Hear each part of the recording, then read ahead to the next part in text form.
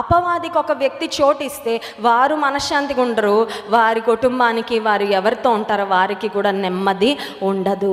ఇటువంటి భయంకరమైన అపవాది యొక్క బంధకాలలో ఉన్న వ్యక్తి యేసయ్యను చూడగానే పరిగెత్తుకుంటూ వచ్చాడండి. చూడండి ఆ మాట, 6వ వచనం, వాడు దూరం నుండి యేసును చూచి పరుగెత్తుకొని వచ్చి ఆయనకు నమస్కారము, he knelt down before Jesus, యేసయ్య ఎదుట సాగిలా పడ్డాడు. ప్రతి నామం, ప్రతి మోకాలు యేసు నామమున వంగుతుంది, వంగుతుంది కూడా ఖచ్చితంగా. ఒకసారి స్తోత్రం చెప్దామా, హల్లెలూయా.